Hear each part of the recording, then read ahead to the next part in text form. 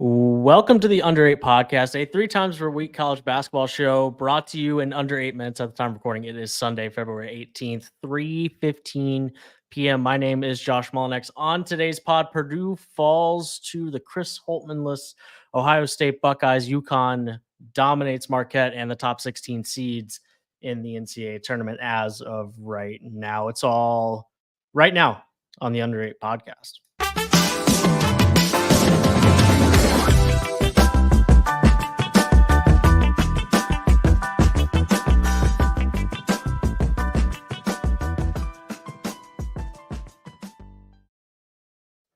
Josh Doering here with me on Sunday afternoon. Never in a million years, right? Never in a million years would Purdue fall to the Chris Holtmann-less Ohio State Buckeyes, but that's exactly what happened this afternoon in Columbus. 73, number 2 Purdue 69, and the Boilermakers have one of those days and one of those losses. Yeah, I guess I'll start by, I don't think we have discussed this theory. I don't think we've talked about it on the podcast. Because Purdue's losses are so self-inflicted and they are so specific in terms of why they happen, they are vulnerable against anybody. Whereas I feel like, and we'll get to UConn here, if you're going to beat UConn, you have to outplay UConn. And sometimes teams are capable of doing that, the best teams in the country. When Purdue can't shoot the ball and gets into turnover, losing composure mode, they are inherently vulnerable against anybody. And yeah, we were kind of joking about this of course, this is the game that they're going to lose, right? Because Jake Diebler is now coaching Ohio State. They're in this terrible stretch, and they showed up and got 26 points from their bench. Jamison Battle didn't do anything in the first half and then went unconscious for a little bit there to make sure that they held on to their lead and kept it big enough, long enough to hold on once Purdue made the run at the end. And there you have it. Like you said, Jamison Battle, 19, all in the second half. Bruce Thornton was awesome. In general, 22 points, 8 of 17 from the floor. And then when you add what you got from the bench, it was quite something. You got basically nothing from the bench on the Boilermakers side.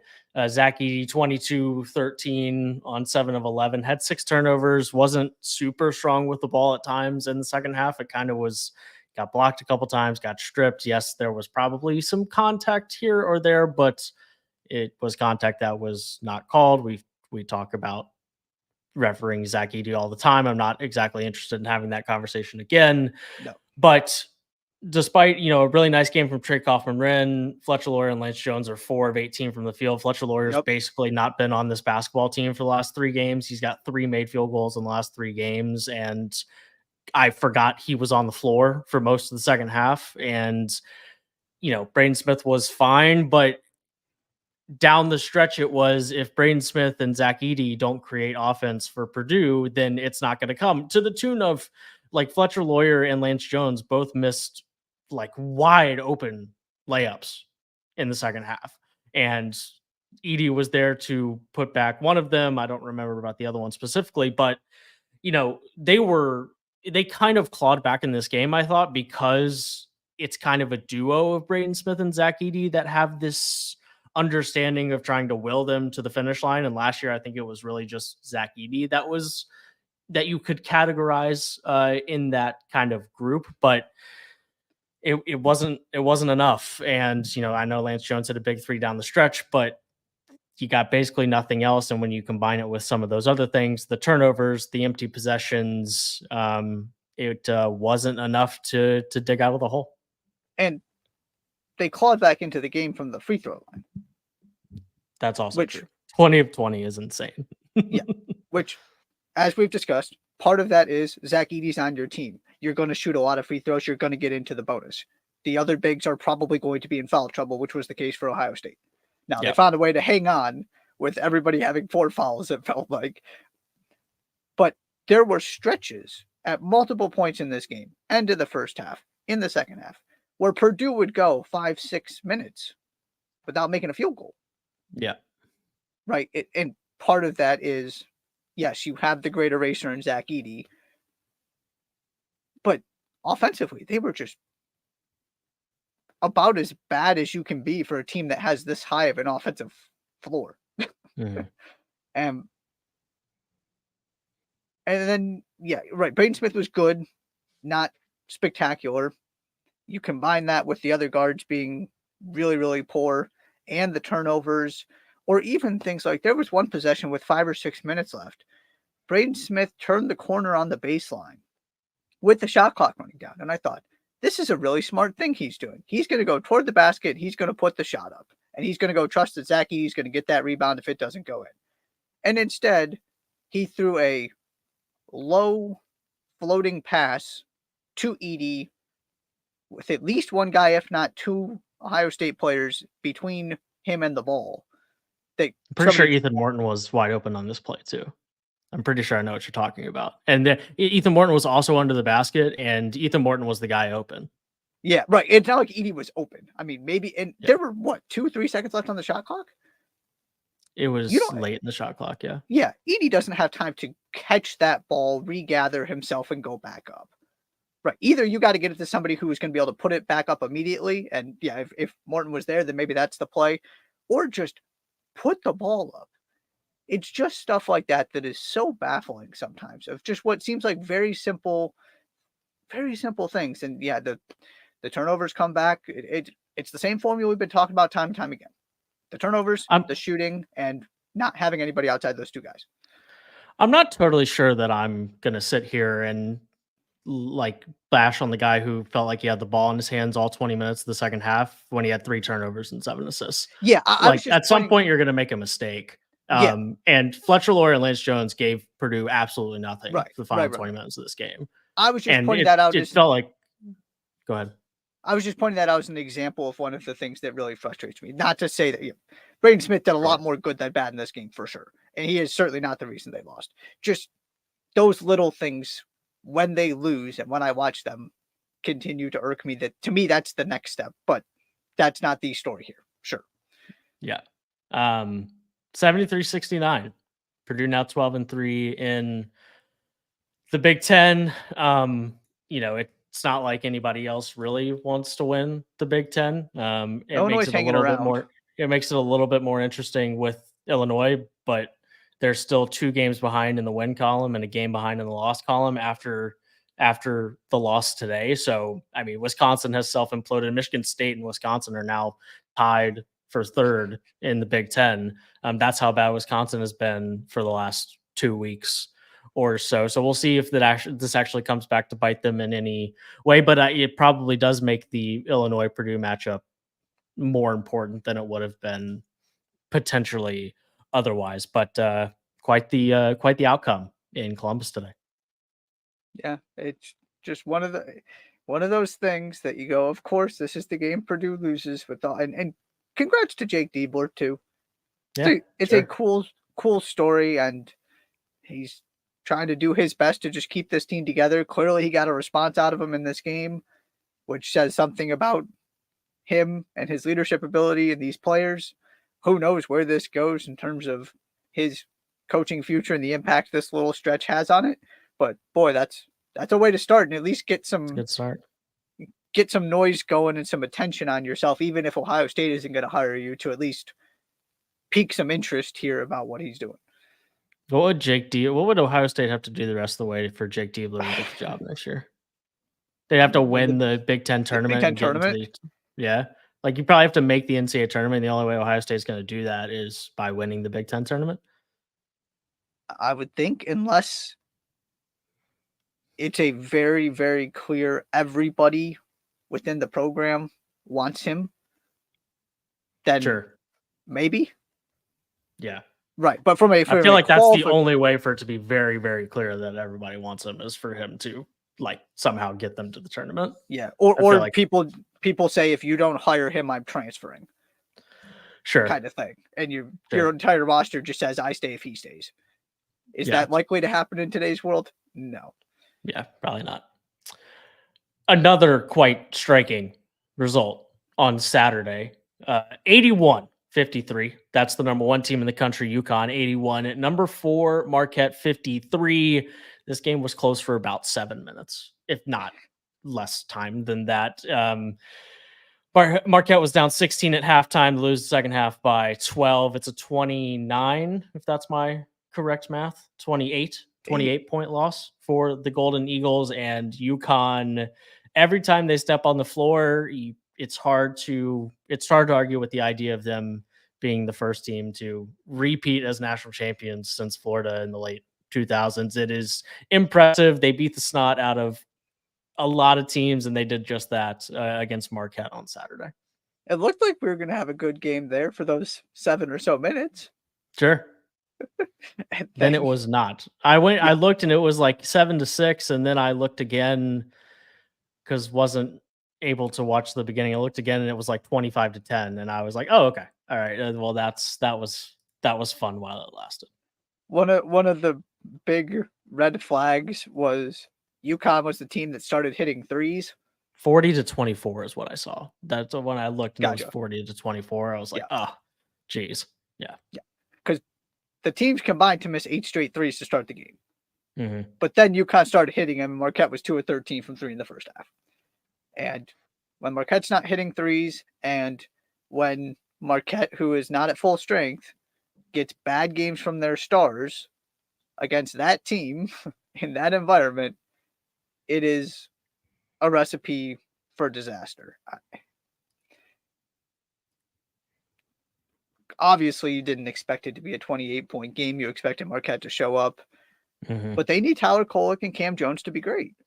Yeah. Because you're running out of, and Iguodaro too. Because I feel like Sean Jones was kind of the guy that could go give you 10 points out of nowhere or spark something or be that other piece to make up for not having the best game from your best players. Without him, they don't have that guy. Yeah. They are heavily reliant on that starting lineup, whereas UConn can just roll out whoever they want. And you got guys up and down that team that go get double figures. It seems like nobody almost ever, with the exception of Tristan Newton, scores 20 points. But Alex Karaban can, and Newton can, and Klingon can, and Cam Spencer can. They all just kind of settle in the 14 to 18 range, and it's a machine. Now, the one thing that is interesting to me here, and we can talk a little bit about this with the seed reveal too. UConn does still have trips to Creighton, Marquette, and Providence on that schedule. It has been a front-loaded Big East where some of the most difficult games they were going to have are coming at the very end, which is just interesting considering how well they're playing and the way that this is playing out, where they are clearly steamrolling toward being the favorites to repeat as national champions. I am curious to see what Marquette does when they get a second shot at them, what Creighton can do. Providence has been tricky and might be playing for an NCAA tournament bid at that point, right? If they can keep themselves in the bubble conversation, that could be the game that puts them on the right side of the bubble. So there are some big tests still coming from UConn. Certainly they passed this one with flying colors. Yeah, I guess there are big tests coming. I'm not sure. Tests imply that you still have something to prove. About. Sure. Yeah. I'm not sure that that's how I would describe it, but challenging games. We'll put it that way. Sure. That's fair. I don't have any. On one hand, if you told me that there were some of those games that were close, or if you told me that they go 5-0 the last 5 and go 19-1, yeah, sure. So it'll be interesting. There are some tough games left, but they have nobody on that. They've played everybody on that list, and apart from Seton Hall, none of them have managed to beat them anywhere else. So we'll see what comes of it over the next couple of weeks or so. 81-53 is a striking outcome for a game that was, kind of everyone had started to circle on their calendars as Marquette was kind of back into this beating everybody not named UConn in the Big East kind of mode up to number 4 in the country, and the number 1 team flexing their muscles at home on Saturday. Last thing, we have an official top 16 seeds at this point from the NCAA tournament committee. and it was number 1 overall seed being Purdue. UConn, the number 1 team in the country, was the number 2 overall seed. On the one line, Purdue, UConn, Houston, Arizona. We have 16 teams to look at here with 3 weeks or so from Selection Sunday. Is it 16th, I believe? No, 17th.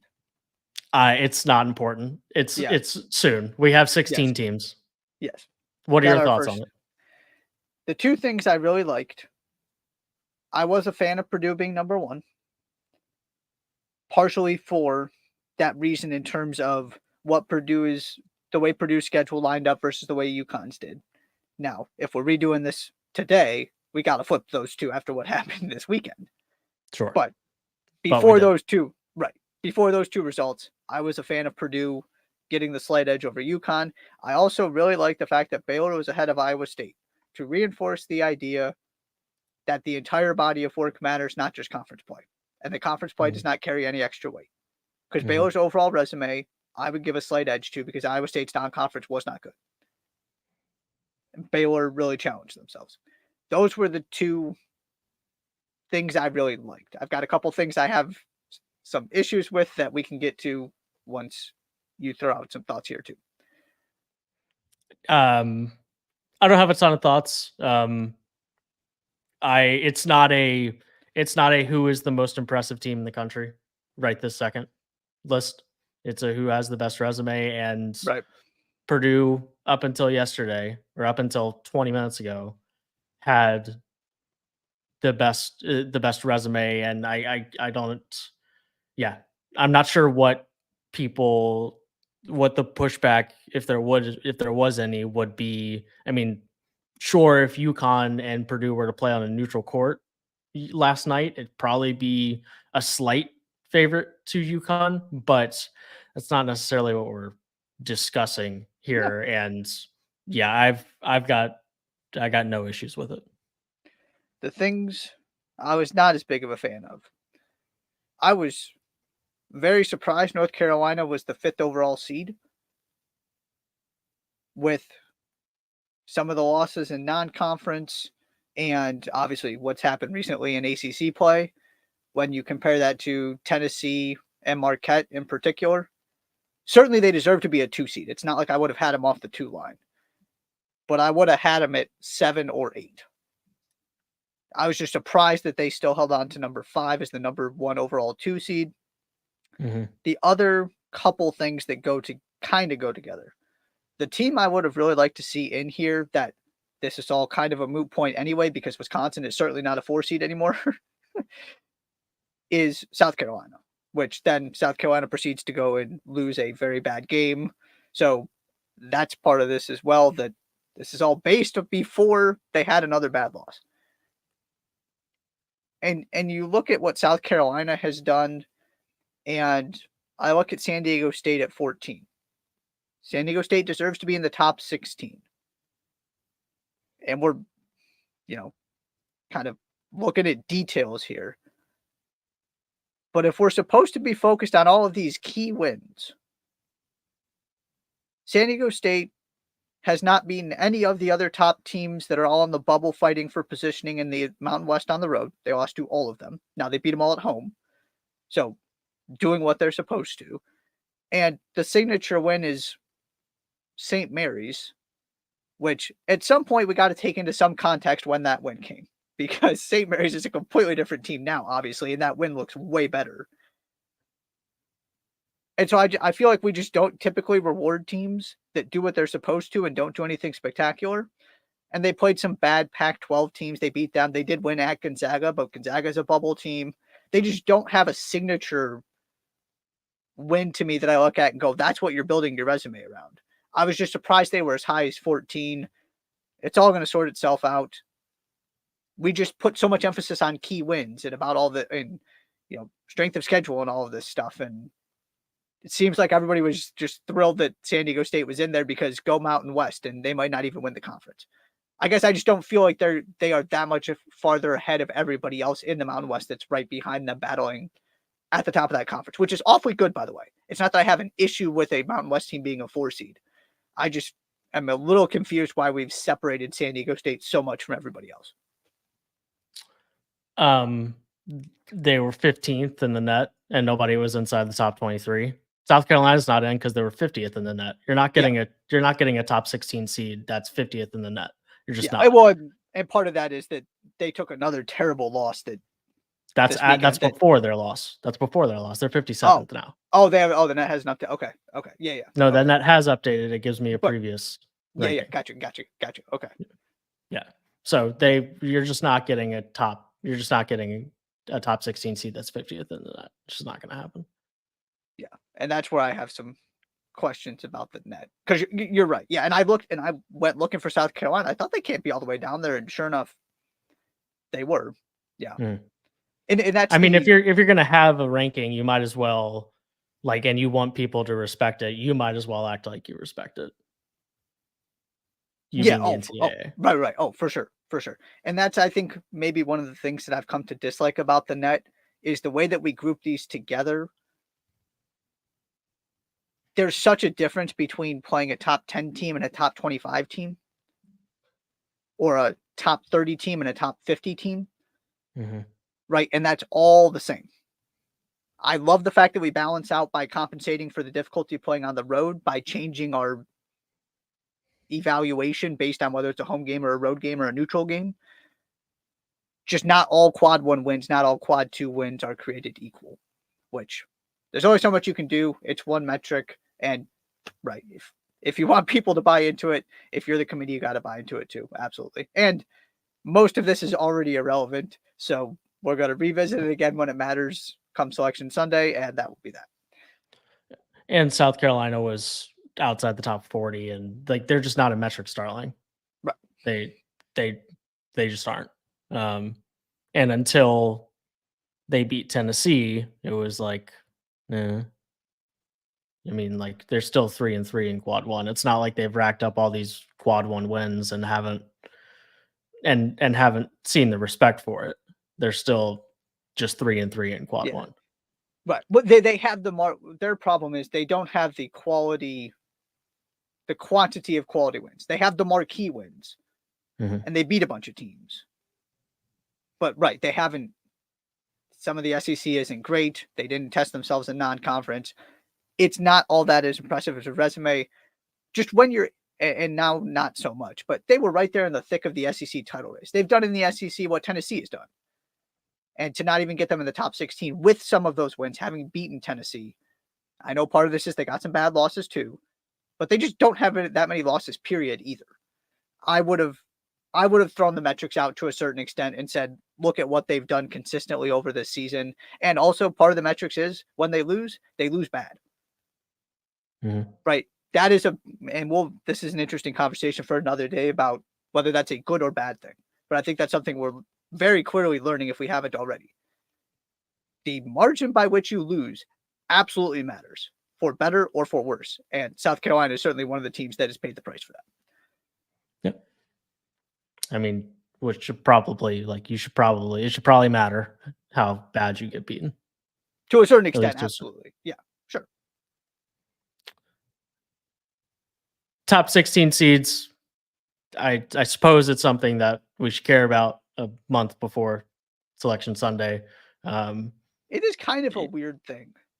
It's very weird. What's weird is that people actually care. I get it for bracketologists who are trying to understand what the committee's that's the value. Partially irrational, right, and changes every year logic is. What are we get valuing? It for that, but right. But who actually cares? It's like being upset about an AP top 25 voting, like it matters at all about your NCAA tournament chances. It just doesn't. And this matters a little bit more, but where you're ranked on February 17th truly doesn't matter. As we saw with everything that happened this weekend. Yes. Yeah. That's going to do it. Under 8 podcast, Sunday, February 18th. It is 3:39 p.m. We'll be back on Tuesday. Be sure to subscribe to the podcast wherever you listen to your shows. Follow the Under 8 Pod on Twitter. Subscribe on YouTube. Thanks so much for being here. We will see you on Tuesday.